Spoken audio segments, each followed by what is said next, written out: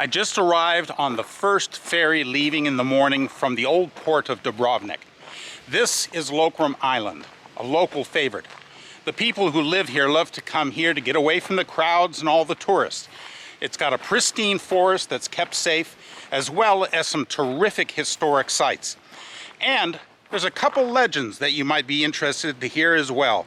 So come with me as we explore Locrum Island.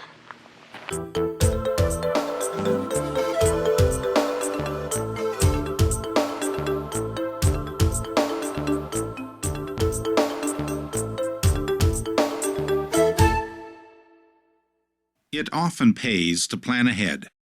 Since my room in Dubrovnik, Croatia was located near the Pile Gate, and because I anticipated that food prices on Locrum Island would be at least as expensive as in the walled city, I stopped by a very affordable sandwich shop outside the walls. I had purchased food here previously, so I knew they would provide a tasty lunch to take with me on my day trip. Heading north through Dubrovnik on the Stradun, or central promenade of the medieval town, one eventually arrives at the bell tower. Nearby passages lead to the protected harbor, where boats moored at the quays ferry visitors to and from Locrum about every half hour during the day.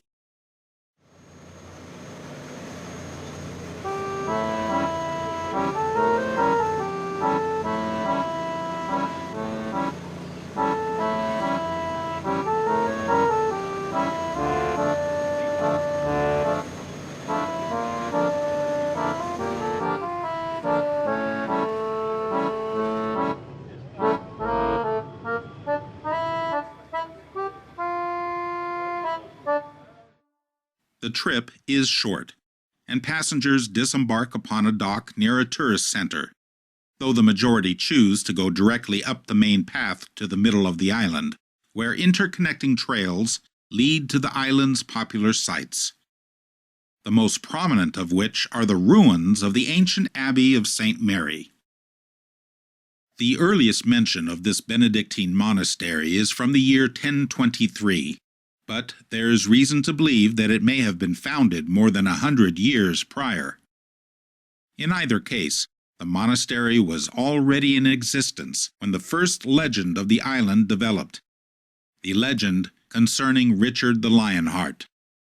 Richard, son of Henry II of England, became the first nobleman to volunteer for the Third Crusade to recapture Jerusalem.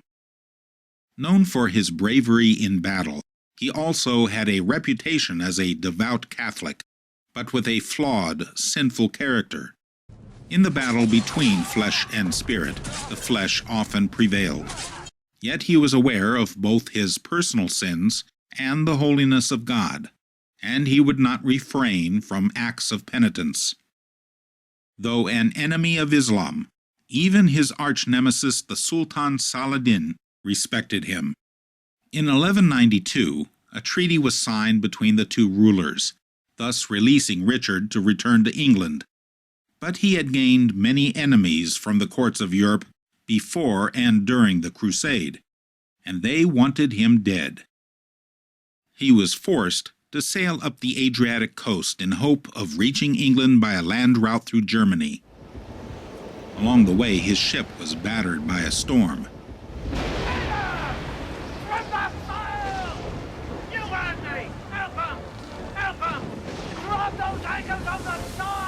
And that is where the Locrum legend begins. His ship wrecked just offshore. In gratitude to God for his survival and the warm reception of the monks, he promised to finance the building of a church. He would have done so on Locrum, except that the citizens of Dubrovnik came and persuaded him to rebuild the cathedral within the city instead. Unfortunately, this would not be the last time people of the old town interfered in church affairs.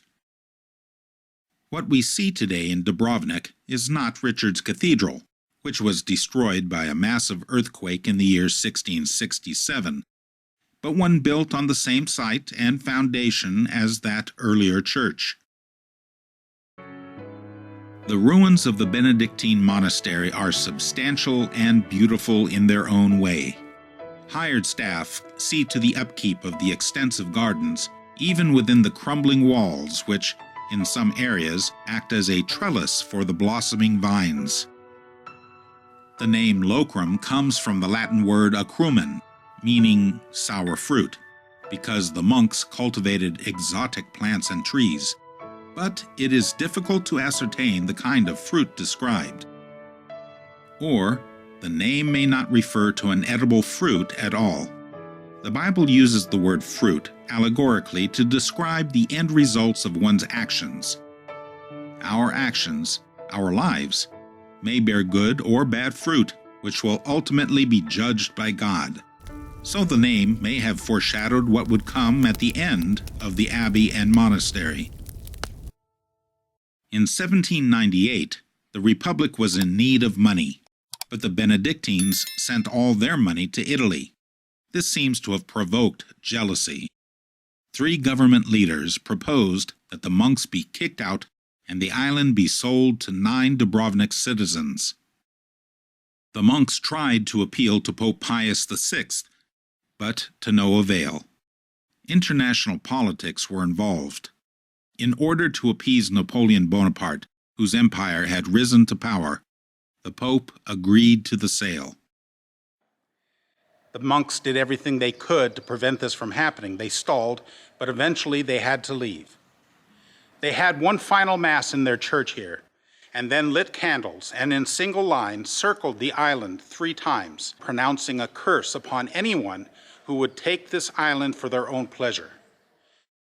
Having completed their macabre procession, they then boarded a waiting ship and were never seen again. But many Croatians still have reason to believe in the curse.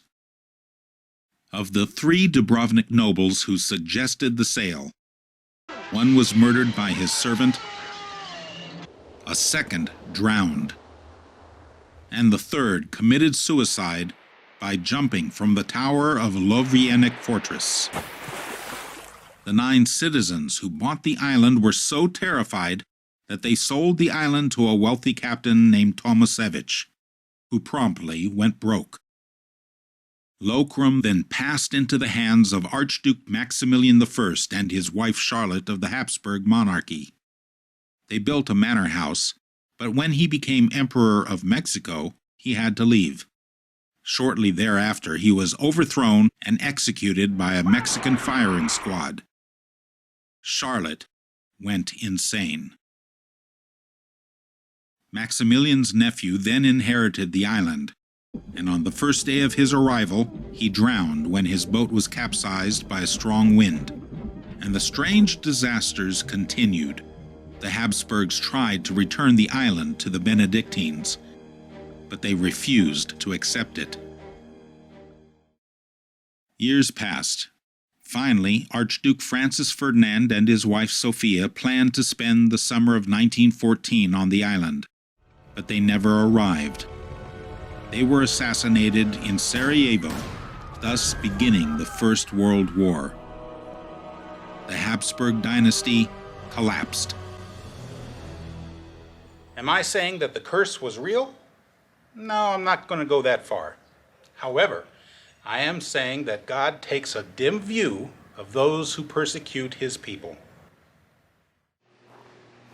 I decided to take a walk along the shore because it most closely matched a route related to this second legend of the island, the cortege, or funeral procession of the Benedictine monks. The path eventually led me inland up a hill, and that is where I discovered a disadvantage of taking the road less traveled. All the paths were supposed to be clearly marked, but this here is the path that I came in on. Here's another path. Here's a third path. And there is a fourth. Isn't that kind of like our Christian walk? Sometimes we never get a sign, and we just have to walk by faith. By the way, if my lifeless body is found along with this camera, please tell my wife that I love her. Oh, and tell the park administration to put up a sign at the crossroad. Thanks. To my great relief, I found my way back to civilization. I don't know if you could tell, but that path was pretty stony and hard to walk around on. I am glad that I found a nice quiet place to take a rest.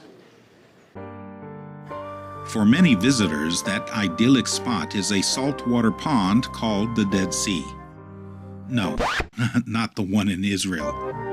At the southern end of Locrum, water from the Adriatic flows through a stone and coral ridge, creating a lagoon.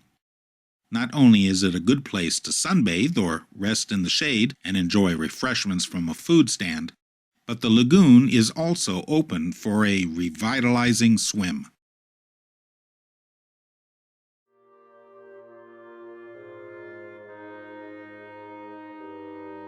At the opposite end of the island, atop its highest point, just across from Dubrovnik, visitors can climb to the circular gun emplacement built by Napoleon's troops after they gained access to Locrum. It last saw action during the Balkan War of 1991, when bombarded by the Serbian Navy.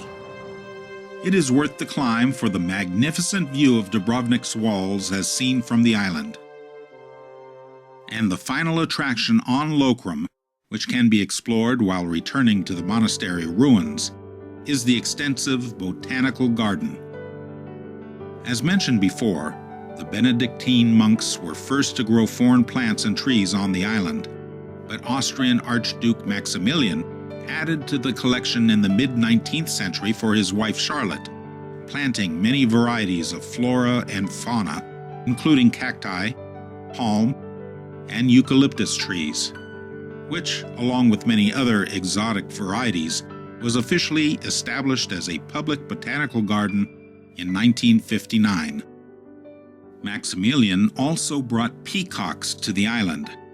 Today you will frequently find them going about their business, squawking and raising chicks and looking beautiful. Yet, they are not the only creatures who have made Locrum their permanent residence. Someone irresponsibly released rabbits which infested the island more than a decade ago. And of course, they bred like, well, rabbits. Be very, very quiet. I'm hunting rabbits. A disease killed off most of the population in 2021, but you may still come across one or more during your stay. Add to all of this a visit to the small museum, where you can find one of the thrones used in the Game of Thrones series, and you will have an enjoyable day before returning to the hustle and bustle of Dubrovnik. Please consider liking, subscribing, and clicking the notification bell to support our channel. God willing, more obscure Christian history is yet to come.